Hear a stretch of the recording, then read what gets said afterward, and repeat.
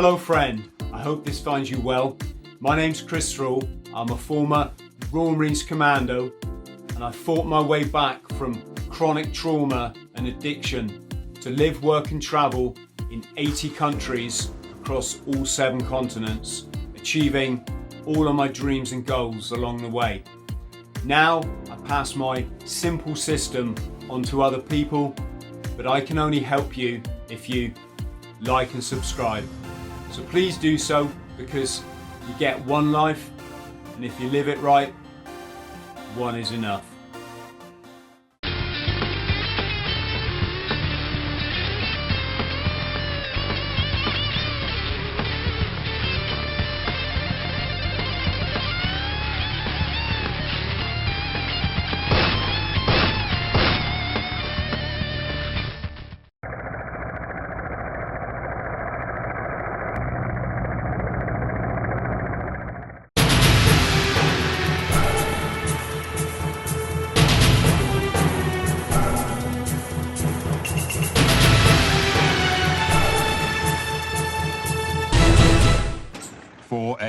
April the 2nd, 1982.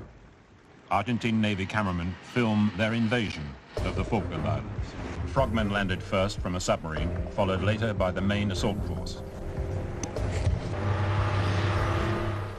Now, the situation, as you might hear, is that the radio station has now been taken over. If you take the gun out of my back, I'm going to transmit it to you. But I'm not speaking with the gun in my back.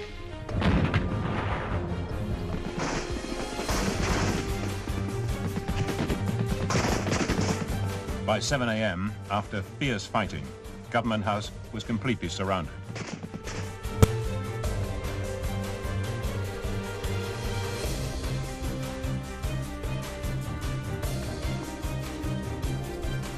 In London, there were rowdy scenes in Parliament, swiftly followed by resignations. The government turned to the armed forces.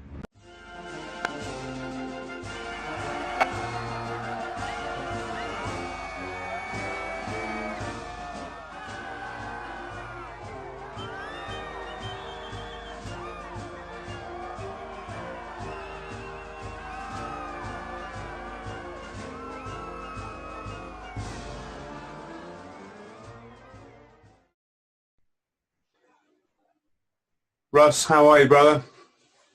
Really good, Chris. How you doing, mate? Wow. I usually end up starting my podcast by just saying what a lucky person I am. I get to speak to all my heroes, and here I am. And today, it's not just one of my heroes I'm going to be talking to. It's going to be he would do that. I'm going to do that. It's going to be 2 of my heroes, because can we say Russell Berryman is a former Royal Marines Commando living over there in San Francisco, but he's also the brains behind a certain comedy genius that keeps many of us military types entertained, and has done for, gosh, about three years now. Can you believe it's 6 years? Yes, I'm an old bastard, so I can completely believe that. And for our friends at home, listening, watching, all will be revealed, so stay tuned. How are things in San Francisco, mate? It's pretty gloomy. Well, the weather's pretty gloomy, but I'm actually staring down from my office building right now, and it is apocalyptic, mate. There's nobody. The shelter in place that they put in force about 3 weeks ago, everyone is really taking heed to it. So it is dead, mate. And you're obviously what do they call it? Priority worker? Whatever they call it. Somebody that's needed to work, basically. What I do is I'm in a high-rise office building, so I run the building. So that's anything mechanical, electrical, plumbing. I take care of the whole building. So. Oh, good man. Good man. Yeah. I think probably what's best, Russ, if we go back to the beginning, because I don't want to miss any of your story. And when I do podcasts, it always trips me up when my host goes, "Oh, Chris, tell us about," and I'm like, "No, let me tell my story like this," or it just does not make any sense to anybody. Why did you join the Marines, and when did you join? Well, I joined in 1980, July 22nd, 1980, 266 Troop, Livingston. I joined because a bunch of mates from my good mates from school were joining, and it's like, yeah, I'll give that a go. I was 16 years old, didn't know shit from Shinola, mate, so thought it would be just a good laugh, Boy, was I in for a shock when I got to Livingston. You get told, Russ, that you look young for your age.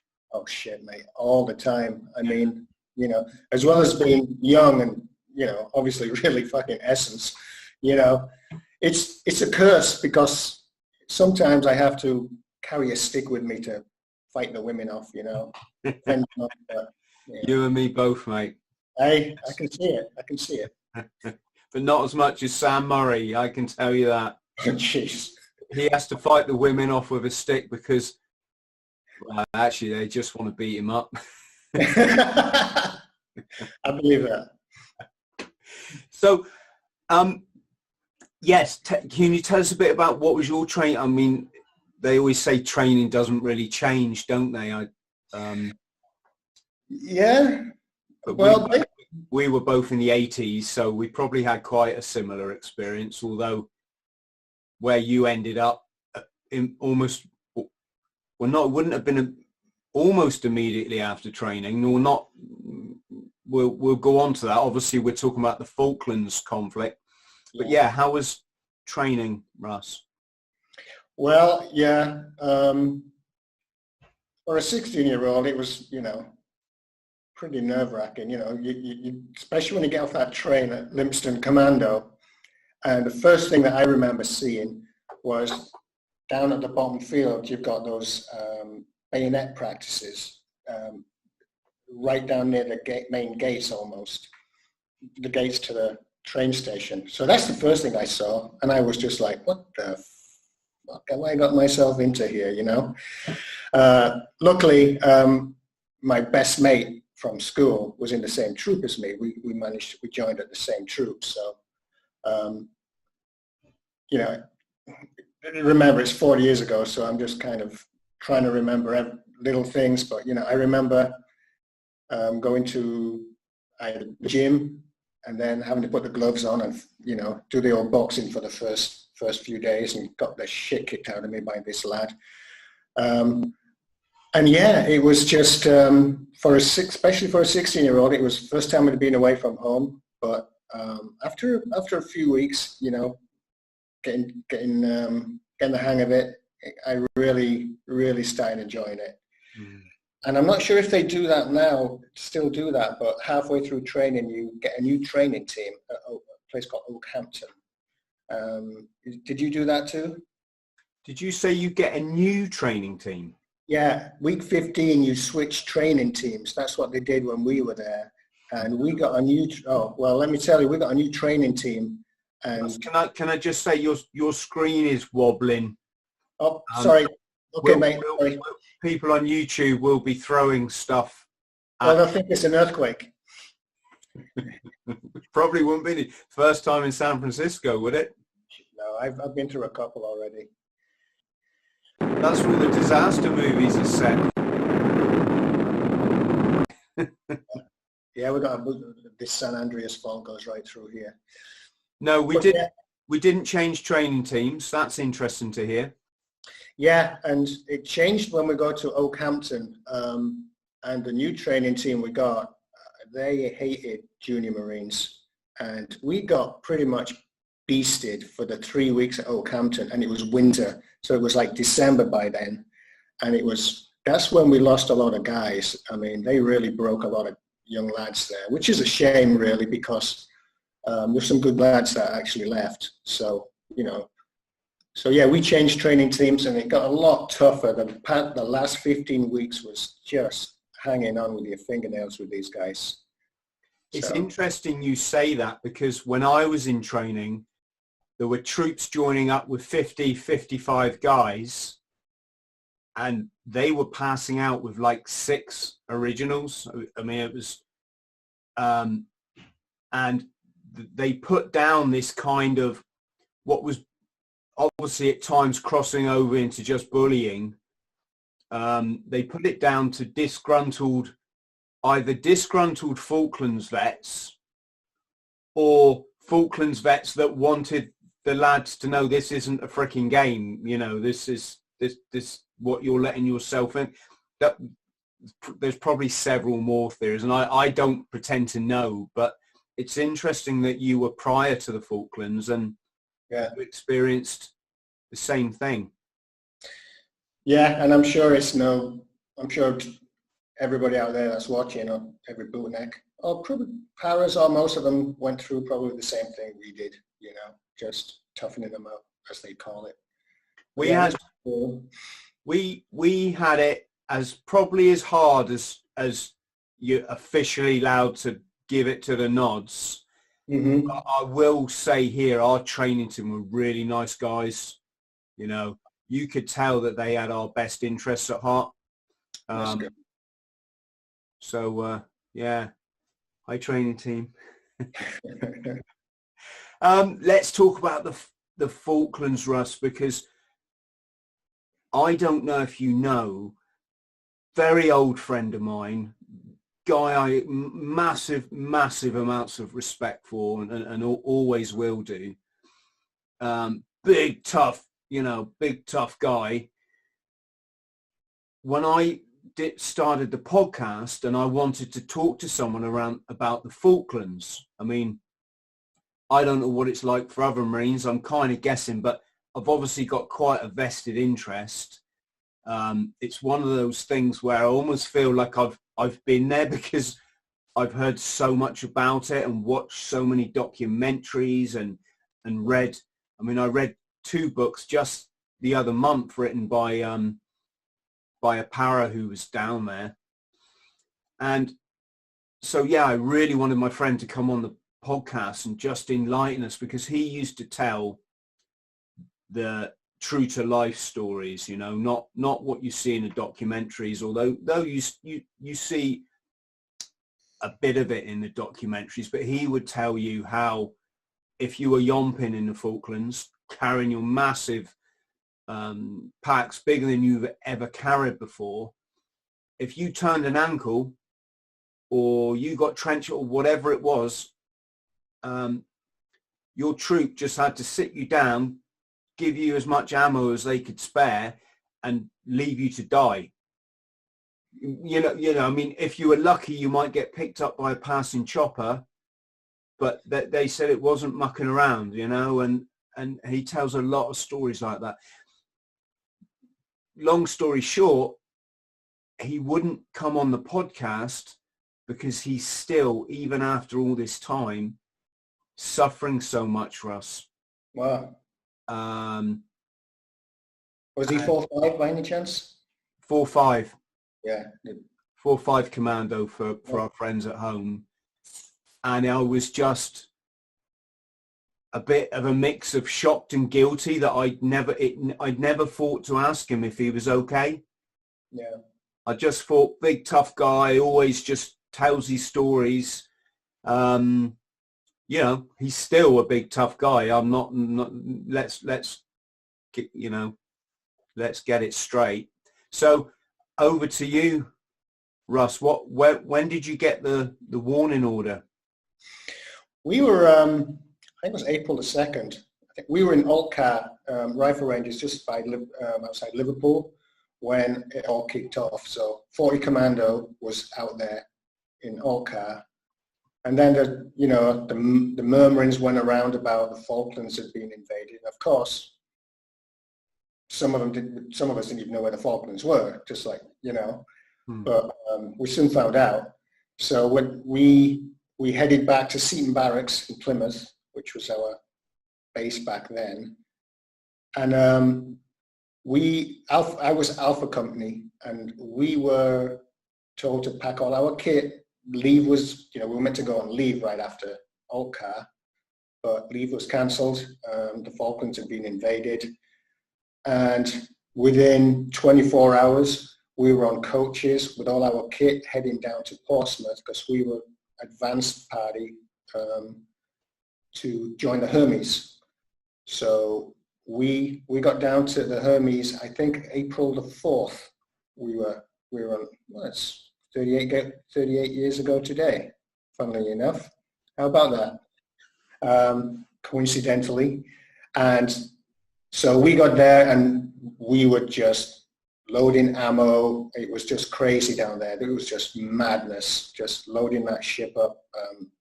And the Hermes, just refresh our memory, Russ, was that one of our old aircraft carriers? Yeah, it was actually the flagship, I believe. It was the Invincible. I think Hermes was the flagship. Hermes was the old aircraft carrier. We had two, Hermes and Invincible at the time. And April 5th, we set sail, just like you see in the movies, leaving the dock and all the girls crying in their hankies at the Southampton, Portsmouth dock, God. And you've probably seen some of the footage of it. We're all lined on the deck. And, it hadn't really sunk in that we were going to war at that stage. The stormy waters of the South Atlantic brought with them a change in the atmosphere on board the ships of the task force.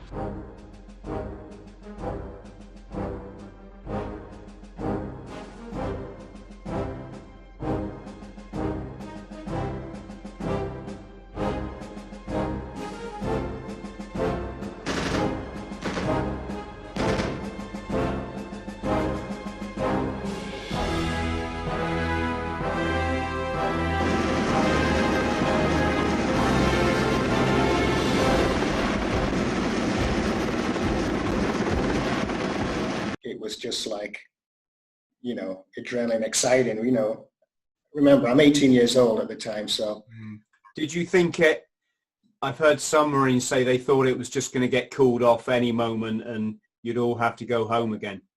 We all did. We all thought that, we thought, oh, be a nice little exercise to the Bay of Biscay or somewhere down off the coast of Portugal. And we thought, we'd turn around and things would get sorted. But as we soon found out, things changed pretty rapidly, with the sinking of the Belgrano and then the Sheffield. We were on the Hermes till about, I think it's April the 17th. We were at Ascension Islands, and we got there, so we were waiting for the rest of the task force, which left a few days later or a week or two later. So we were down at Ascension for a week waiting for the task force to catch up. And then we cross-decked from the Hermes to the Sir Tristram and waited there for the task force to catch up. And we spent, a week or so there. We managed to get ashore, which was nice. Lay on the beach. All got a burned suntan, you're all, and after that, we went on to the luxury line of the Canberra from that, and then we realized how nice the lads had been having it, We're up on these bunks in the Hermes, like 5 deep, and they've got these bloody cabins to themselves, like, now that's the way to go. Just for our younger listeners, it wasn't just the Navy that sailed, it wasn't just the RFA, the Royal Fleet Auxiliary, who support the Navy, but they commandeered civilian cruise liners, didn't they? Or at least... Yeah, the Q2. Yeah, my second cousin was the chief steward on the QE2. Cool. I'm guessing they kind of kept them as far away from the actual action as, I don't know. I'm just thinking that they're obviously civilians. Mm-hmm. Did they stay outside the exclusion zone, the civilian liners, or did they have to go and drop people off? No, no, they were in the thick of it. The Canberra, the Great White Whalers, it was nicknamed, was right there in St. Carlos waters, getting the shit bombed out of it. Luckily, it didn't get hit. But yeah. Wow. Did I not see a photo? Was it not the Canberra that had a massive shell hole in it when it sailed back, or was... I don't think that was the Canberra. There was a lot of ships that had that damage. Yeah, there was a lot that got hit. But yeah, after the Canberra, you know, I think we joined the rest of 40 Commando. I think 42 Commando was on it. I can't, you know, and I think three para was on it, I think, with us. How did it feel, Russ? Or at what point, I mean, you're 18 years old, was there a point where you suddenly thought, geez, I've got to go into battle and kill people, and they're going to be trying to kill me? Yeah. I mean, it was fun and games for a while, you know, that schoolboy, 18-year-old, things changed like I mentioned earlier. When that Sheffield got hit, it got real. Then, you know, the mood changed dramatically in the guys. We knew we were going to war. We knew that there was, you know, we'd sank their carrier, the Belgrano. They'd sank the Sheffield, and now it's on. So that was the point, I think, and I'm sorry, I don't remember the date. People out there can Google when the Sheffield got hit, but that was the day it got real for, I'd say, 90% of the task force. We realized we were definitely going to war, and we were going to actually fight. So yeah, that was it. And then after the Canberra, I think it was a couple of days, about May 19th or May 20th, we cross-decked to HMS Fearless, which, as you know, is a commando carrier. And that is how we were going to go ashore from the landing crafts from the Fearless. And yeah, we were packed like sardines in there. And yeah, that's when the jitters really started. I mean, the nerves, the adrenaline, especially right before we were getting into landing crafts. That is the worst. I think that's the worst feeling. I've never been physically sick, almost just so scared, because the waiting is worse than actually doing it. And so you could hear a pin drop. There was about, you know, 300 or 400 commandos, and you could just a few little whispers. So, you know, everybody was feeling the same way. But yeah. What did you do? It might sound a silly question, but what did you do with your sort of PE kit and your you know, because you see people wearing stone shirts, which is like Marines a dress shirt, and obviously you didn't take that in your Bergen when you went ashore. Did you take your pasta suit, your Navy suitcase, or?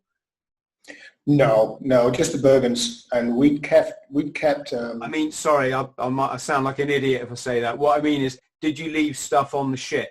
Ship? We did, and it got taken. I can't remember, but it all got packed up and taken somewhere else. Most of us lost all our kit that we left behind. A lot of it just, you know, that's when, you know, we just claimed it back at the end of it. Amazing. Some guy had claimed, you know, he had like 10 Swiss watches. So, you know, he lucked out. I wish I was smart enough to think like that. But yeah, we just went ashore with our fighting order, our Bergens, and a lot of ammo. Wow. And it was, I think it was like, we were the first wave ashore, Alpha Company. So we were the first with 2 para. So about 2 o'clock in the morning, 2:30 a.m., May 21st, when we were loading into the landing craft. And I remember encircling around to the ship, the feelers, waiting for all the the LCUs to fill up, and then in a line then we were off. Then it was a 2-hour ride to San Carlos Blue Beach from 2 hours in the landing craft. It was 2 hours, and it was definitely, it was at least 2 hours.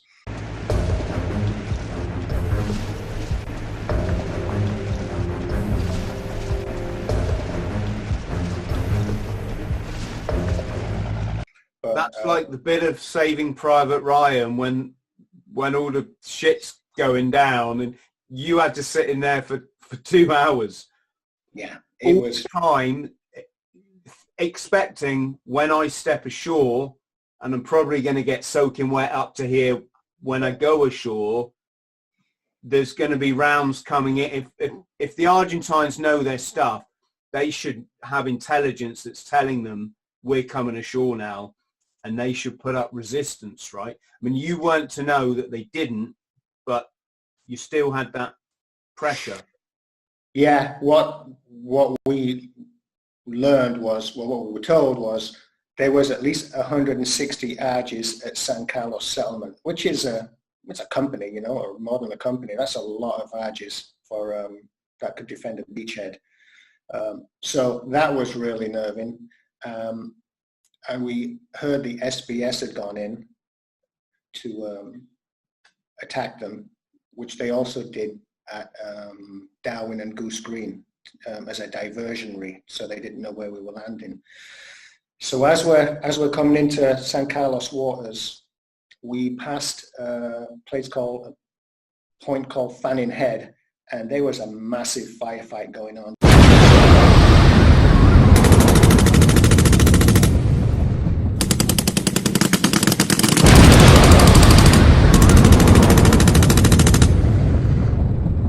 Was just rounds and shit going. Oh, it was just like, holy shit, you know. And that was the SBS. They had attacked the position of the Argentinians, and luckily they had. There was only about 20 or 30 Argies. They'd killed half of them and got the rest. So what we were waiting for was a green light, which 3 dots, which is S ... is S, which means beach is secure, and the SBS were going to be there letting us know where to land. Of course, that never happened, so that's when you start thinking, as soon as that ram goes down, what the fuck have we got, you know? So we didn't know what we were going to face. So especially with the firefight going on, we didn't know if it's how many Argies were there, if they were lying up waiting for us, you know. Everybody thought of the Normandy landings, and so. Did you go ashore on a pontoon or something, you know, like a walkway, or did you have to jump in the water? No, it was, you know, there's a lot of comedy of errors that happen in wartime, and the landing was no different. So we get about 20 meters, 20 or 30 meters to the shore, and it's like, okay, ramp down.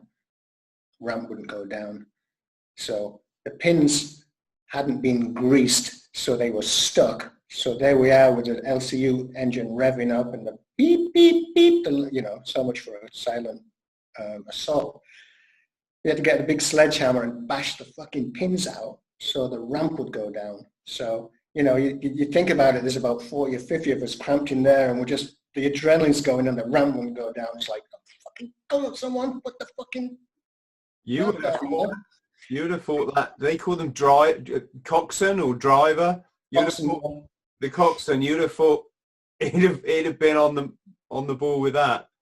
You would have thought so. And you would have thought that what they would have done is disable the horn that when you reverse.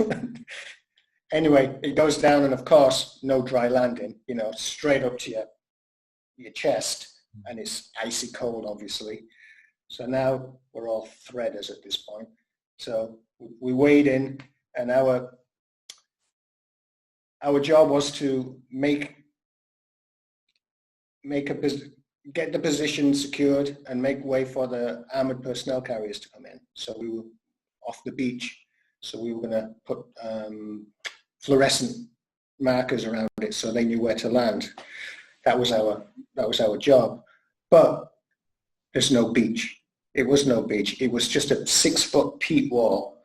So we all come ashore, and it's pitch black. You know, it's like 3:30, 4. No, it's about 4 in the morning by now, 5 in the morning, and we hit this peat wall. You know, and we hit each. It's like the Keystone Cops. You know, just bouncing into each other. You know, so being switched on bootnecks, two guys would go to the front with their rifle and lift each other up, you know, stand on the rifle, and over the wall you go. So it was to say the least a little bit of a shambles, the landing, but we got there. We got dry. I mean, and then we moved up to the high ground. Waited for the rest of the guys to. Do you remember how you got dry? Oh no, we were in all-round defense at the top of the hill overlooking San Carlos. We were in all-round defense for about four hours, shivering. We were freezing, so we dried out ourselves. We didn't have time to change. And then we started digging in when it started getting light. And of course, if you see the photos, as soon as you dug in, it would fill with water. So that's when we started building the peat sangers. So we built up. And the terrain is just unbelievable. You know, talk about twisting an ankle, like you said earlier. It is just a grass full of water and just rocks, and it's pitch black at night. You know, you can figure maybe if you're lucky, 1 kilometer an hour. That's about your speed. So it was just the first day we were probably hadn't slept for 24, 40 hours by then, so we were exhausted. So we just started building the peat sangers for some protection for what was about to come next. So, how long did you stay in that position? We stayed in that position for about a day till the next day, if I remember rightly. But we were on the top overlooking San Carlos water. Luckily, by the time, you know, we dug in, 3,000 troops had come ashore, you know, 40 Commando, 2 Para, 4-2 Commando, and 4-5. They landed at Port San Carlos, which is a little bit further over the hills. So they did there was like two places we landed, Port San Carlos and San Carlos. The main landings were at San Carlos, obviously, but as soon as it became light, that's when the show started with the Argentinian jets. It was unbelievable to see what was happening. It must have been just so surreal at that point. Surreal, you know, you could pinch yourself. You're like, am I really seeing this? I mean, as an 18-year-old kid sat in a theater of war, looking down, jets below you as they're hugging the terrain and dropping bombs on the ships, and then seeing actual planes explode above you, you know. It was like, oh, it's real, you know.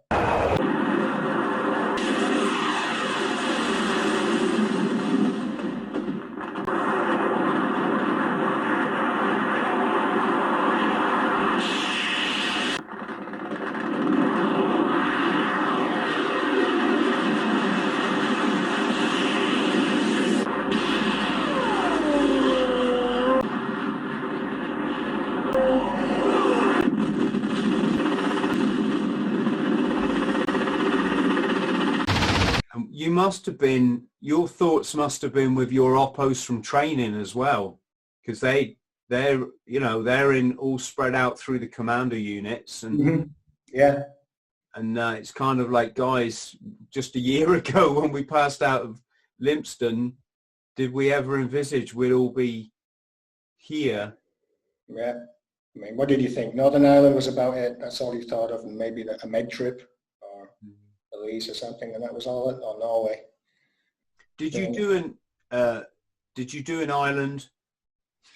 Or? Did I do an island? Well, unfortunately, I was medically discharged shortly after the Falklands, so I had to stay behind. So I didn't get to do the Northern Ireland with the rest of the lads. I don't know if you say looked out. I really wanted to go just to be with the lads, you know.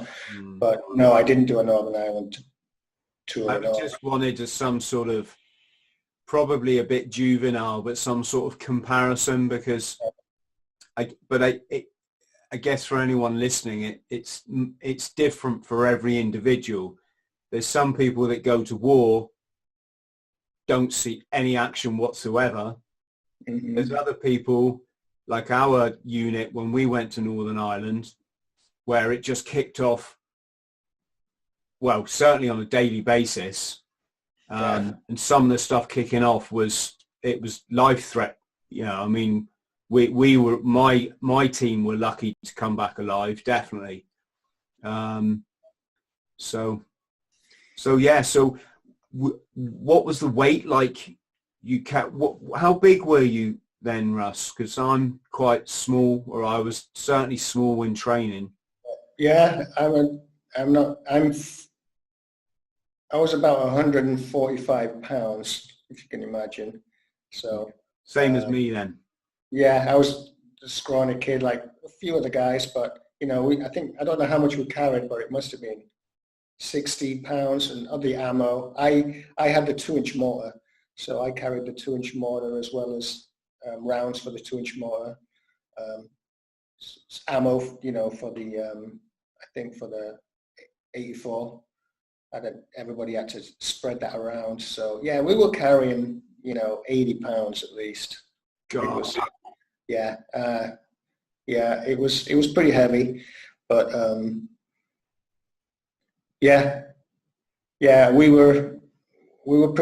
went on a lot of yumps, so we were pretty knackered. Our feet, our knees, our back, you know. What was the longest you had to yomp in any one yomp, or any 24-hour period? I would say 25 kilometers. We actually, right after the Battle of Goose Green, May 28th, I believe the Goose Green battle was, we were told to yomp from San Carlos to Goose Green to pick up the 300 or 400 prisoners that they'd captured. So as we started yomping out of San Carlos all the way through the train up the Sussex Mountain, and then it was like a 20+ mile yomp to Goose Green. So we got about 10k, 11k, and they said, hey, there's not 400, there's 1,200 prisoners. So turn around.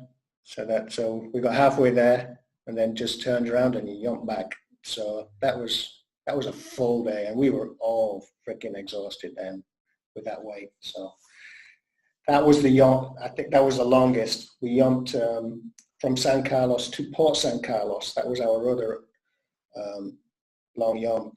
We were taking over the position of 4-5 Commando, who did the famous long yomp, you know, all the way across the Falklands. So they did a lot further than us at one point, at one stage, you know.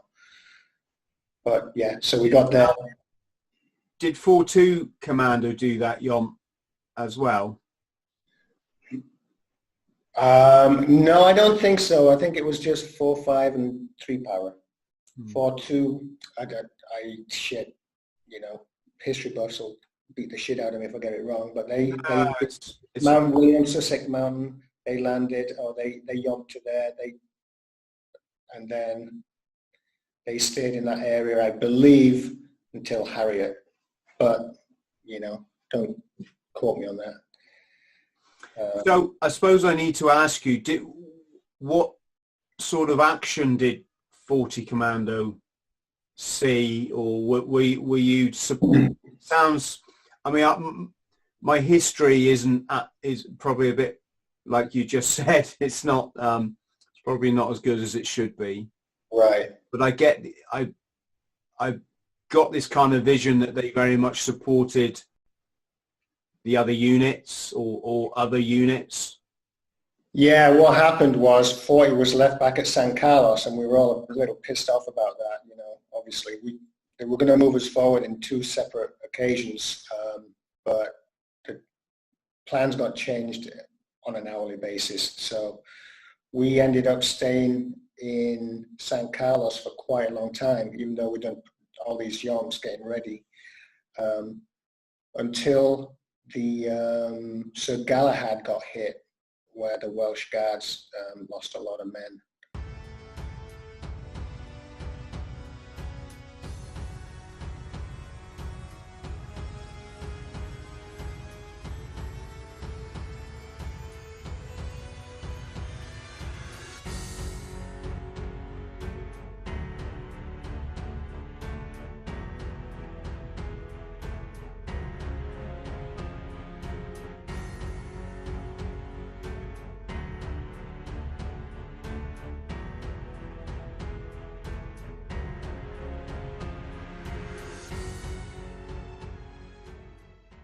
So that's when Alpha Company, which I was in, and Charlie Company moved forward to the Fitzroy, Bluff Cove area to make up the numbers from the 2 battalions, 2 companies of Welsh Guards that had been disabled. So we were then attached to the Welsh Guards for the duration of the war, and that's when we were going to a few little skirmishes and a bit of mischief.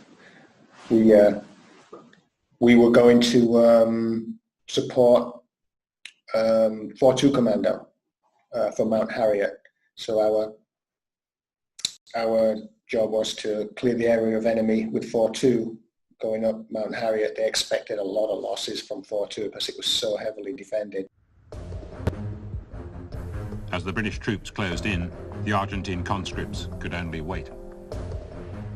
Dug in on the mountains around Stanley, they prepared for the final battles. For the British too, there was an anxious wait. Troops had to sit it out until the order to attack was given.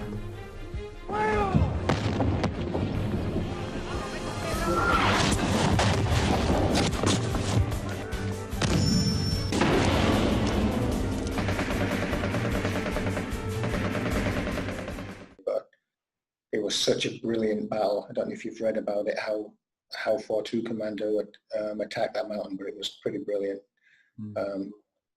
If you read about it, you'll understand that it took about a week or so for them to do all the recce's and realized it was just a killing field at the front with minefields, and there's no way they could take it. So they kept doing patrols, finding out where all their positions were, and then they went through the minefields at night, all the way around the back and attack from the rear, and it was brilliant. It was a really brilliant attack.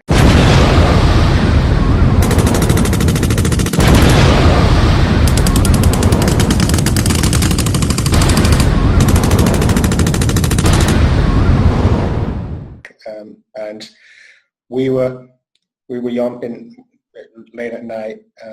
Unfortunately, we got held up because some of the other unit was a little slow, and the weight was holding them back, so we had to wait for quite a while, which made us late for the party, basically, for the formal position, the FUP for 4-2.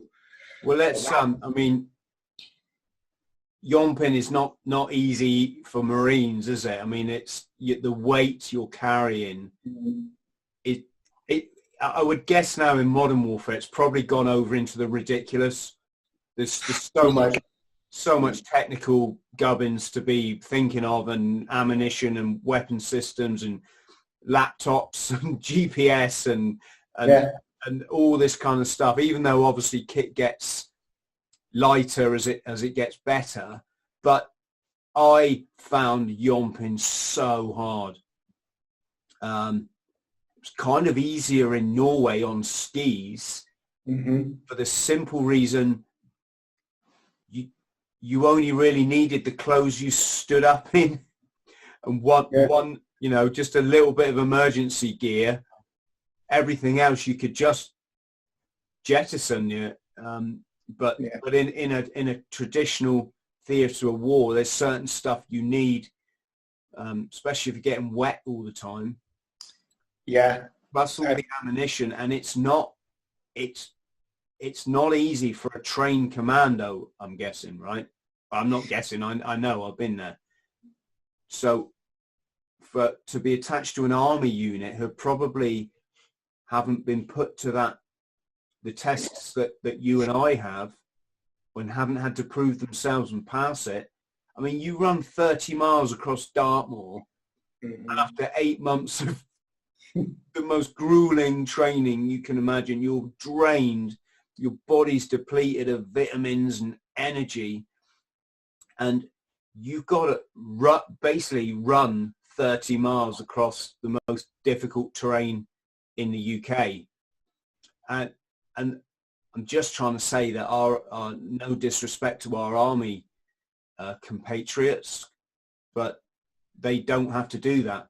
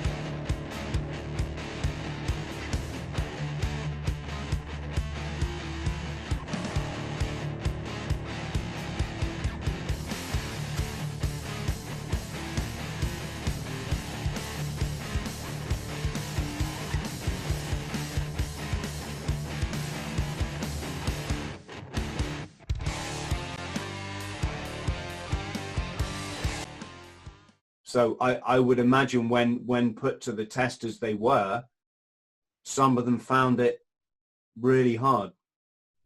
Yeah, and it's done at night, and it's on uneven terrain, and there's a lot of rockscapes, so there was a lot of falling. I mean, a lot of injuries, just even yomping, you know, like you said earlier, twisting your ankle, being left there. But I had a couple of nasty falls and really messed my back up, but managed to keep going. Found out my back hurt a lot later in life, but due to that. But yeah, it was very rough terrain. So, but by the time we got to Harriet, the battle had just about to start, and we got a front row seat to see the most amazing firefight and display of warfare that I've ever experienced.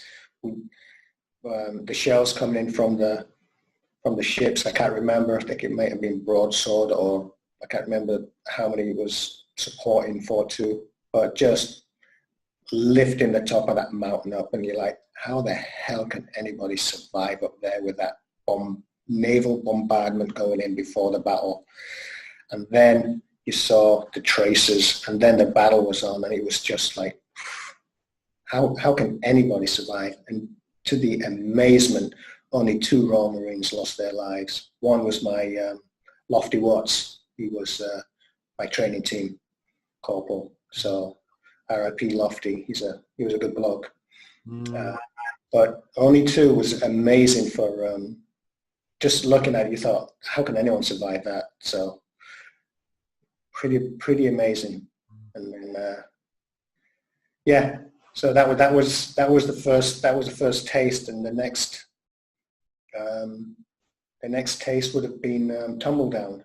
Again, our objective was to support the Scots Guards, excuse me, and go up the mountain with them. But again, we had difficulty getting there, and then for some unbeknownst reason, we were taken the wrong turning and led straight into a minefield, right near Tumbledown. So, reason we knew we were in a minefield is because we could hear the explosions of the guys in front from Charlie Company, 40 Commando, as they lost their legs. And then we just like, oh, fuck. So now we're absolutely stuck in the middle of a minefield near the foot of Mount Tumbledown. And that's when the artillery started aiming at us.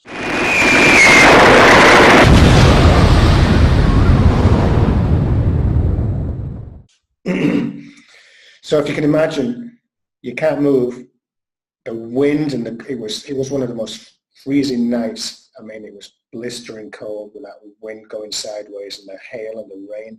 And we had to stand there for 6 hours while they cleared a path with nothing but shells landing. You could hear them coming in and you're like, is this the one? Luckily, because of the peat and the tussock grass, a lot of the shells imploded and we got covered in shit instead of shrapnel. So we got really lucky in that minefield. It took us almost till daylight to get out, I think. By that time, the Scots Guard was still in a battle, but it was almost over. Our mission was to take, with the Scots Guards, Tumbledown and then press on and take Sapper Hill, which was the last stronghold before you hit Port Stanley. So that changed a little bit. So come the morning, we absolutely exhausted. It took us a few hours to dig our shell scrapes, our sangers, just about to get some rest, and the order had come in. Alpha Company and Charlie Company were going to do a daylight helicopter assault on Sapper Hill. So that was it. We were ready, all lined up, and here come, from the distance, it looked like you've seen on Apocalypse Now, these movies, just a line of helicopters, Wessex Sea Kings coming in and picking us up. And it was like a short 10, 20-minute helicopter to Sapper Hill. And yeah, and the shit hit the fan there too. It was one of those, it was like a skirmish rather than a battle, because it was still being held by some Argentinians, but a lot have already fled. So there was still pockets of Argentinian resistance. And unfortunately, for Charlie Company more than Alpha, the helicopters landed way too close to the foot of Harriet, and they got shot at, and we could, some rounds are going through all the helicopters, and two mates of mine now turned out to be pretty good friends. Yeah, they got seriously injured, and as soon as we got out of the helicopters, it was run to the side. Our objective and orders were, don't stop for anybody. Just take the position. If somebody falls, leave them. If you don't, you're going to get killed. You've got to keep moving. So once we went to the sides, and we saw some dead Argentinians up ahead that had been, in the firefight. Just as we started to spread out, the word came over the radio that the white flag was flying in Stanley. From there, Mike. Gentlemen, I've just heard that the white flag is flying over Stanley. And let me tell you, that was the best feeling, because a daylight helicopter assault on Sapper Hill, open terrain through a minefield, we wouldn't be talking right now. Perfect. It was. Another 30 minutes, another half an hour, we'd have been in some serious trouble. Yeah, there was just one chalk road, and then that leads into Stanley. The distance from St. Carlos to Stanley is 60 miles. British troops had to walk the whole way. This yomp was carried out in extremely harsh conditions, freezing temperatures, snow, and driving rain.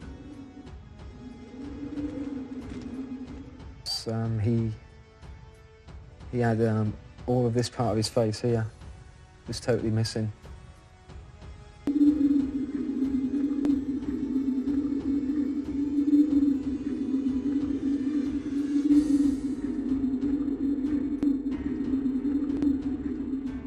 find a wallet on him, and there'd be a picture in there of them with their wife and kids. And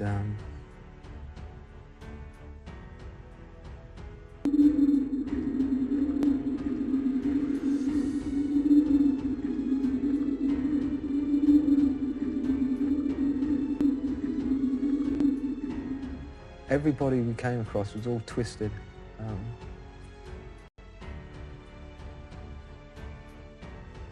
You could see the agony, you know, that these guys had been in when they died.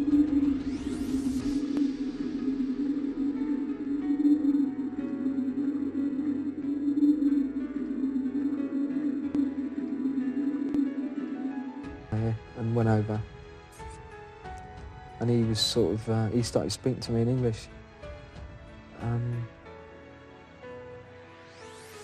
He was telling me, you know, that he didn't know why he was, you know, why we were fighting either.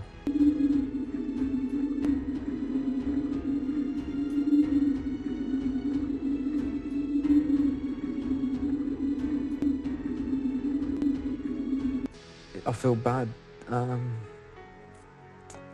about the bodies.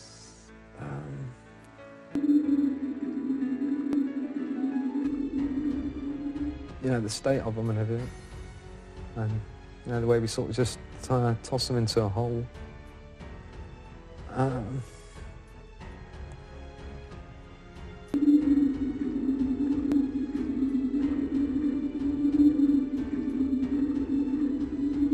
Yeah, they were just kids.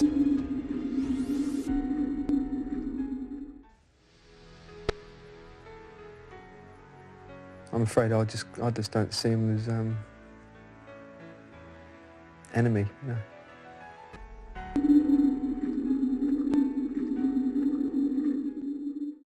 That was it. We took the position, and Charlie and Alpha Company took the position, and then 4 or 5. Were there shots fired after the ceasefire? I'm not sure. Not from us. Not in our. I don't. We were worried because we heard of the, you know, the white flag going up and the ceasefire, but you know, in all the positions around, the word probably didn't get round to everybody. So yeah, I'm sure there was a few instances which was but not with us. They pretty much had to. Go ahead. Did you meet any Argentines? Oh, many. Oh, yeah. Were they as young as I've been told? I mean, I got told some of them weren't even 16. No, I think they were just like us, 17 to 19. They looked young. But yeah, we ended up guarding prisoners for a week, even officers. We guarded hundreds and hundreds of prisoners. So we got to mingle with them as best you could, you know. Nobody could speak English, but none of them could. And we communicated. It was pretty funny. The way they communicated with us was singing Beatles songs. So, you know, they knew the words. They didn't know what they meant, but they sang in English. But, you know, they were just full of dysentery. They were just exhausted. They didn't want to be there. So I had no hard feelings towards these young guys. They were just put in a position that they shouldn't have been, you know. So because a lot of them were, well, not a lot, but many of them were doing secret incursions into Port Stanley in the nighttime, leaving their position on the top of the mountains because they were starving. Yeah. Get into Stanley and go through the rubbish bins, trying to, you know, to feed off the scraps at the officers who left them on the mountains, or many of the, certainly the senior officers had. Yeah, I heard that. What was it like? Because in this book I read, written by a para, he put a lot of emphasis on the trophy grabbing after these battles, that everybody would go on the hunt for souvenirs and I'm guessing as expensive souvenirs as they could find. Was that anything you... We didn't really get involved in that. I mean, we went through a few positions and grabbed a couple of things. I mean, to be honest, I didn't give a shit at that point. I was just exhausted, tired, and wanting to go home, and happy that, you know, we'd made it through. So, no, I didn't really. How many had 40 suffered any deaths by this point?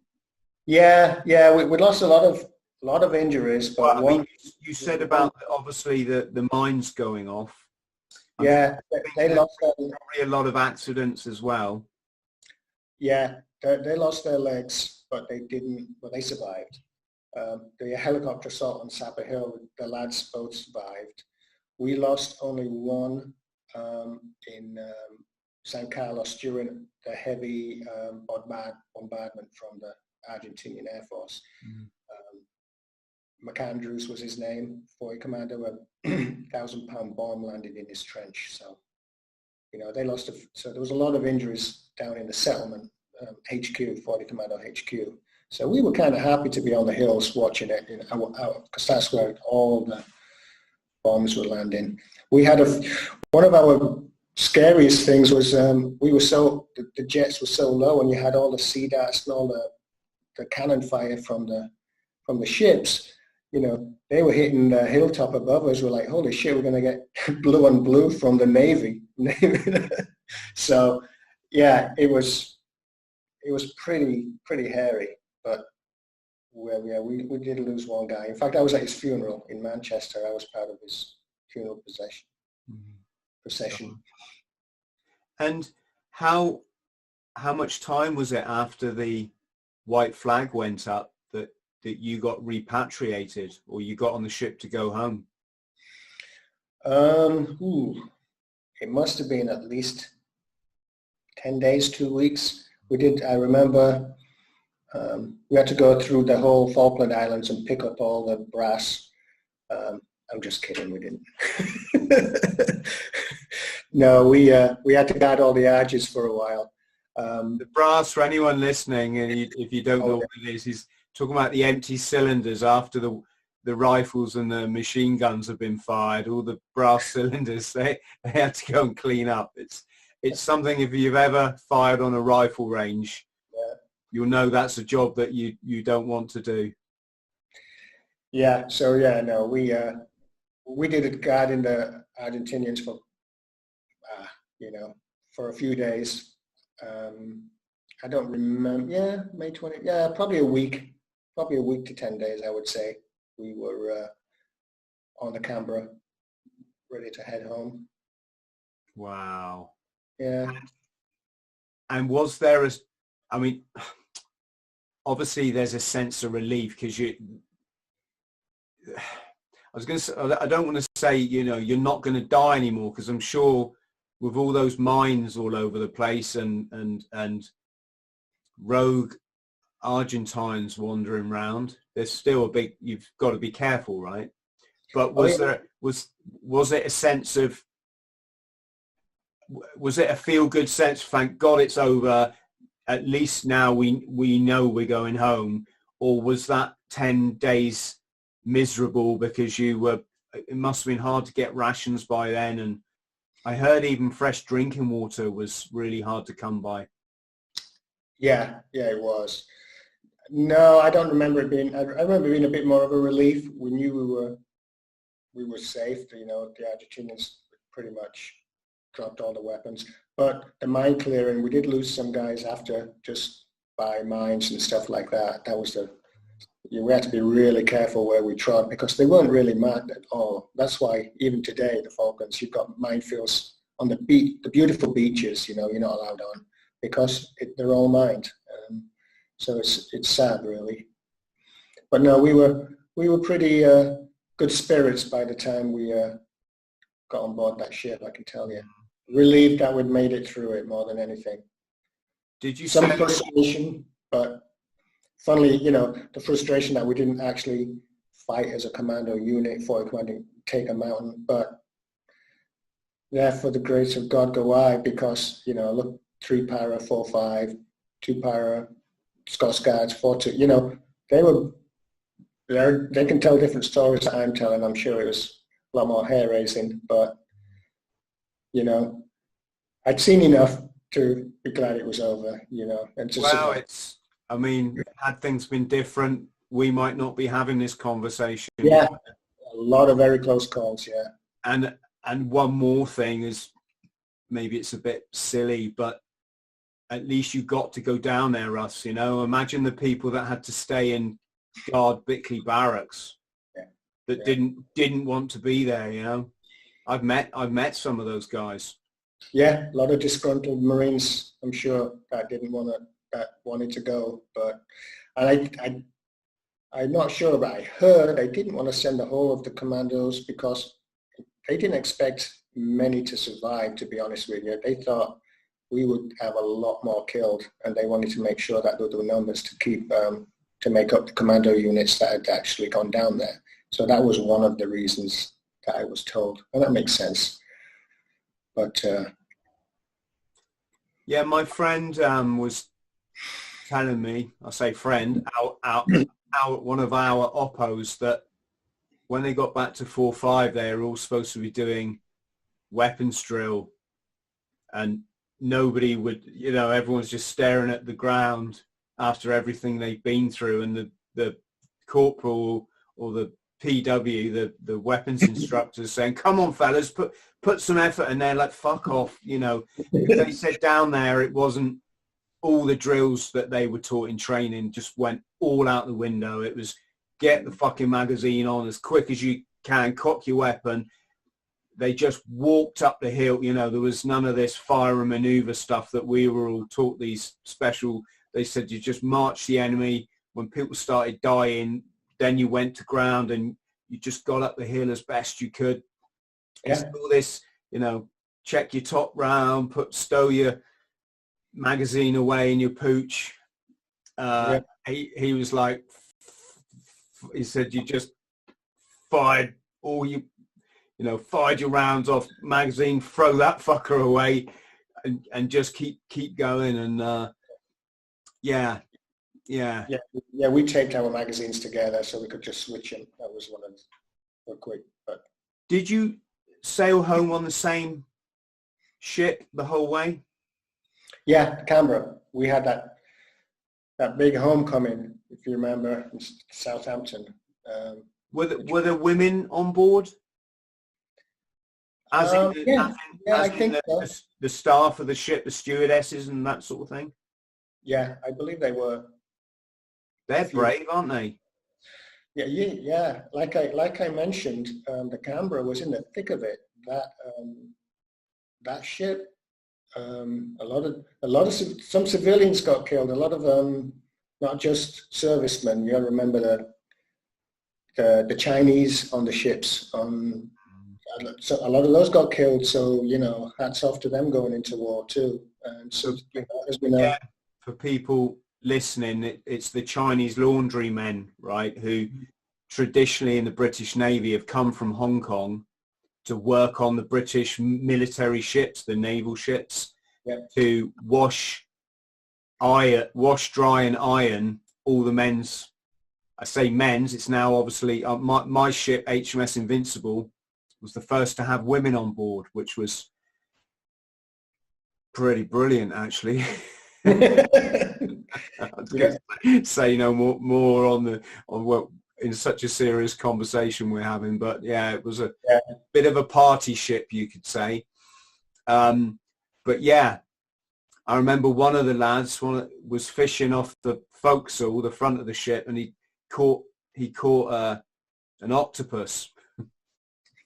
So he went up and knocked on the door of the Chinese mess and went, you know, "Holy, I brought you bought you guys some dinner, and the guy went, fuck off, we ain't eating that.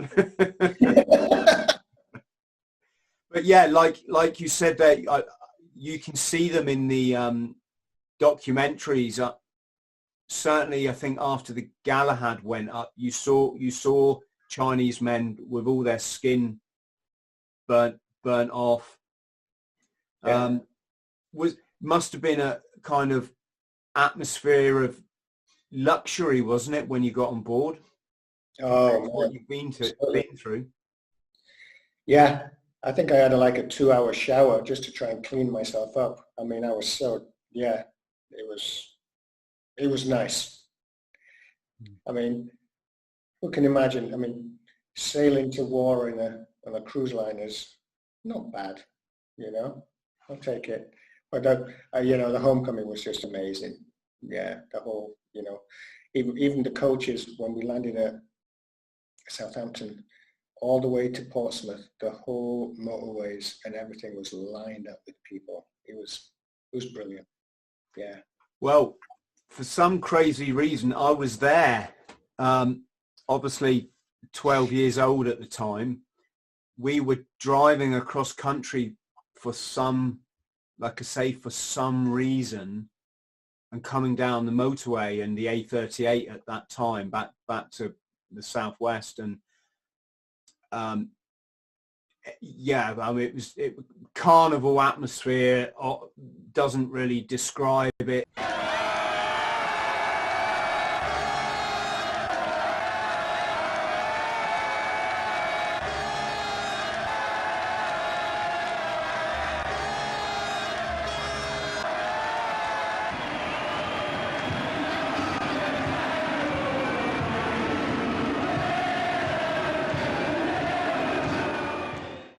Yeah, Of course. there's no words to describe it, mate. You know, the cars were all packed with returning servicemen whose families had come to pick them up. Everyone was waving at them, and did you come into Pompey, Portsmouth? I think it was Southampton we landed at. I'm almost positive. So no, I don't. I know we stopped in Dorchester. You were on a liner, so it would have been, obviously wouldn't have been the naval dockyard at Pompey. No, so, yeah. No, I think it was Southampton dock we landed at, and we got the coaches from there take us back to Seaton Barracks. Did you land during the day? Yeah. And Yeah, so you'll see. There was people. Absolutely madness. It was fantastic, you know, all the tiny little flotillas around you with all the women taking their clothes off. It was nice.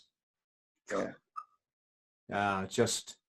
I mean, one book I read was written by a Royal Marine. He said driving back down the motorway in the coaches, every time they got to a lay-by, it was just packed with people. Yeah, and all the overhead, the bridges and everything. Yeah, and they were flagging down the coaches and just passing on crates of beer. Yeah, it's true. That's right. It was great. Unbelievable.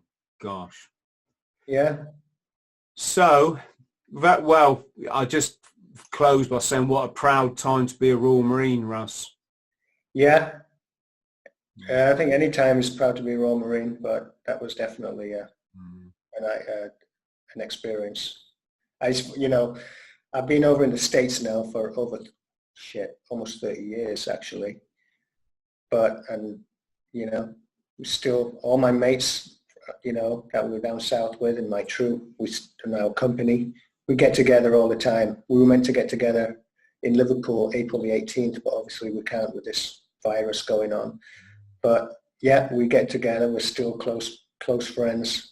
And mad as ever, just like little kids, childish. But oh mate, it's that bond. It's amazing. After all these years, I'm over here on my own, so I don't get to mingle with many bootnecks or see many servicemen. So it's a special treat for me every time I come home. I always make sure we do a reunion and meet up with the lads. So it's great. So I've heard that there was one guy in the Falklands that basically won it for everybody. I heard this story too. I don't know if it's true, but they landed in the Falklands desert, the desert part of the Falklands, and then they set up a harbour position in the rainforest. Did you hear this story? I've read, I don't know if it's an old wives' tale, but yeah, I mean, I've read that they landed at Carlos Santana, I think was the place, and it was, yeah, in the thick canopy of the Falklands jungles is where most of these battles that not many people know about, you know. That's where most of these battles took place against the Venezuelans, obviously. I thought it was the Iranians that he took out. Depends how many drinks you've had, you know. The story changes. It's And shall we let our listeners know who this legendary Special Forces, Lone Ranger, Para Marine, Delta Force Commando is? There you go. Da-da-da. There you go. Yeah. Surprise, surprise. For those of you that hadn't worked it out or didn't know, Russ is our very own Dirk Steele, or he's the brains behind it. Brains are, that's pushing it, mate. But okay, I'll just for the people listening that are still trying to figure out the Falklands rainforest, Dirk Steele he's a legend. He's a man of steel. I don't really know if he does actually exist, or he's a cartoon, or he's just a figment of Russ's imagination, or if it actually is Russ's alter ego. But the superhero commando, SAS, SBS legend. In fact, he seems to be confused most of the time, Russ, what he actually is. Lives with his mum, loves kicking her back doors in. Got to smash your mum's back doors in. That's smashing her back doors in. And that's not a euphemism. We're talking, he takes his commando training extremely seriously. And he's got a beloved dog. How did that come around? Colin, Special Forces. Every Special Forces operative has to have a dog, you know. And of course, Colin is probably the dumbest dog on the planet. Colin's an alcoholic, like most Special Forces dogs, but, you know, his shitty map reading skills gets Dirk into more trouble than you can throw a stick at, you know. You know, he is, Colin derived from a photograph I saw on a Special Forces a Special Forces page where he had all SEALs or Delta Force or something, and they had their dog, and they had its eyes blacked out, and that's when I came up with Colin. They had the dog's eyes black out for anonymity, and it's a dog.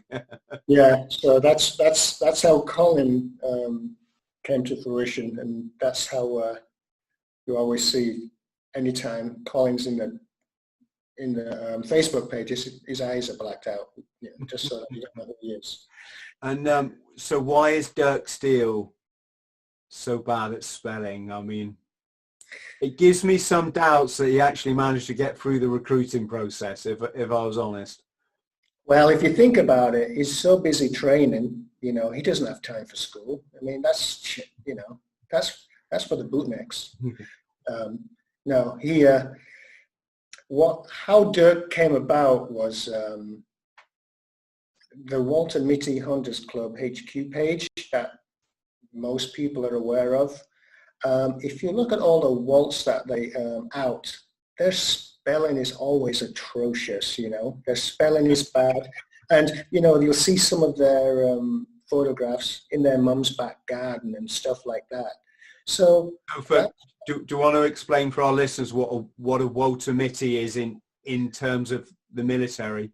Sure, a Walter Mitty is someone that is pretends that he served in the forces, and he'll go on parades with medals he didn't earn that he bought off eBay, and basically bullshit people that he actually served. So and they always serve in either the SAS or the Paras for some reason, but very, very rarely the Royal Marines. No, some Royal Marines. Yeah, that's it. That's where they drive from. I mean, shit. It must be like the Paras must be at least 1 million strong by now, I would think. But yeah, that's army. Shit. So So the Walter Mitty Hunters Club that Russ mentioned, it's a group that sort of sprung up from Facebook, I believe, who go after these guys with the intent on exposing them. My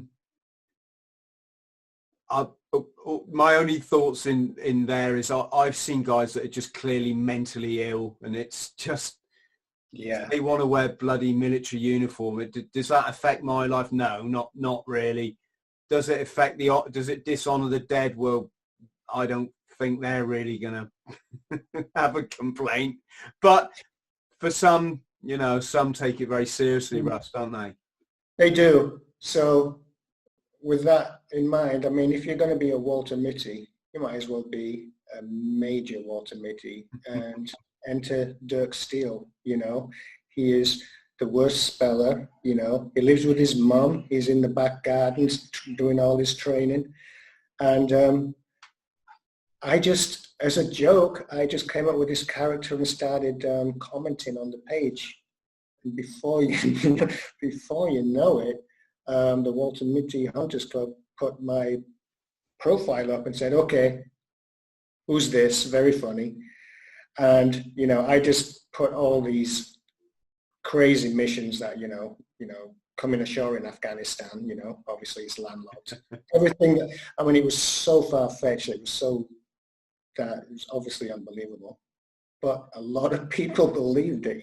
Thought I was a real Walter Mitty, which is kind of funny in itself. I didn't expect that, but it was going to be just a couple of posts that I put up there, but then I got hundreds upon hundreds of friend requests, and it just took off. I'm like, all right, well, let's see where this goes. And here we are. Dirk's a legend in his own past his own lunchtime, whatever, and he's still up and going going strong, and he's got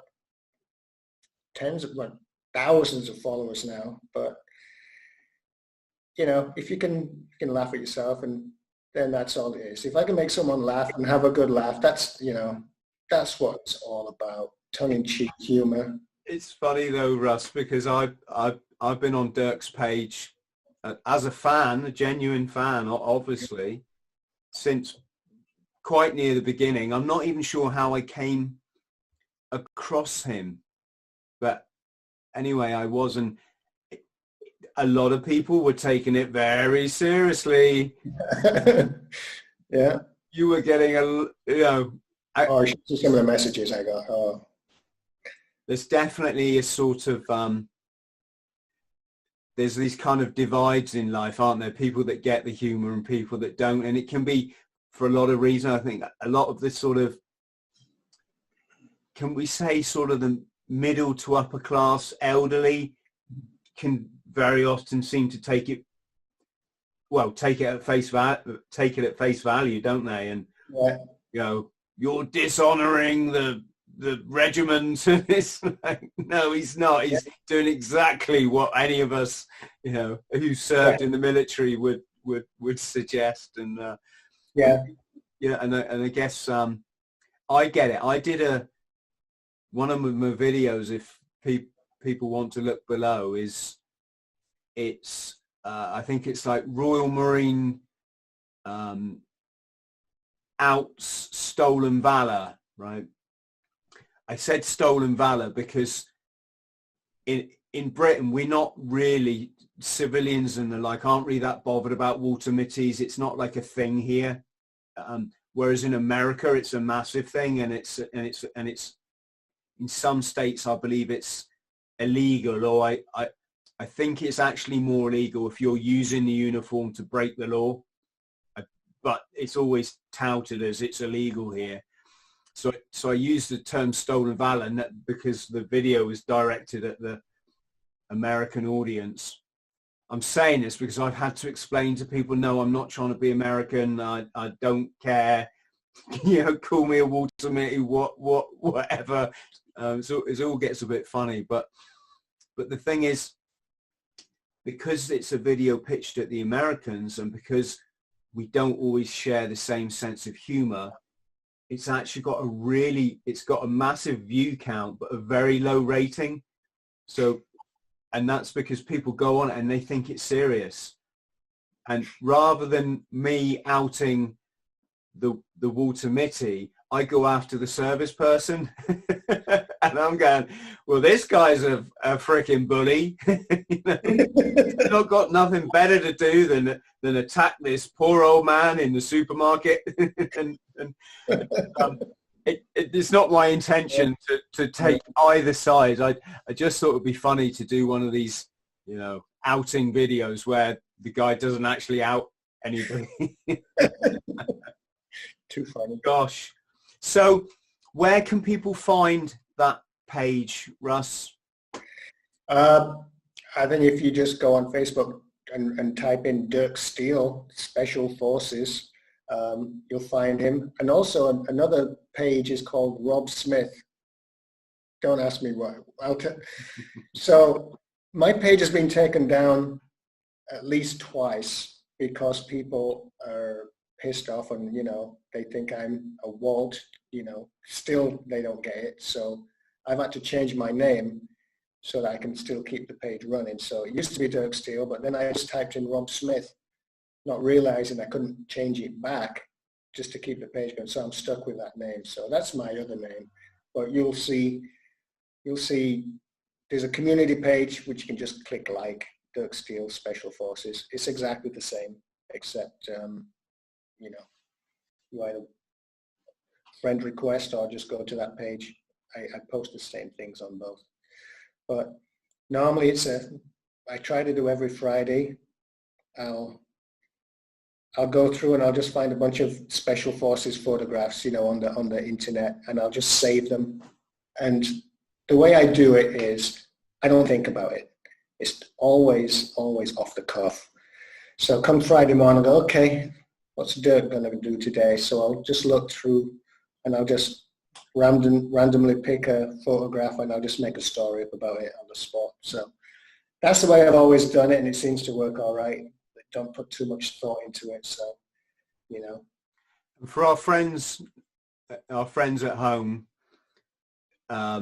this is how Russ and I met. I got a Facebook message one day from Dirk Steele, and it's this guy's such a legend that I didn't really expect to be hearing from him. And ever since Russ and I have been friends, and I just want to say thank you, Russ. You've supported not just my work as an author, which is it's so hard to get your name out there. So what you've done for me is I'm truly grateful for, and so is my family. Yeah, but also you've been extremely generous. In fact, I think you've given more money to my charity events, or the stunts I've done to raise awareness of veteran suicide and raise money for veterans charities. You've been my #1 donator. So again, thank you. No worries, mate. Thank you for that. Yeah. And I hope to see you at one of our, I don't want to give the details out, but one of our reunions over here at some point in the future. Yeah, I'll try to get, I'll definitely want to make it, and we've got to meet up and spin some more dates. Yeah. Well, we'll get you on the podcast again because as with any chat I have with a fellow Marine, it's not even skimming the surface. It's just it goes on and on. We're going to bore people to death. Yeah. Russ, stay on the line. I'm just going to close this for my subscribers. Russ, thank you ever so much for joining us. Yeah, no worries, mate. Pleasure. Sharing your Falklands story, which is just an invaluable part of history as far as I'm concerned. So thank you, and let's speak again soon. To our friends at home, much love to you all. Big respect.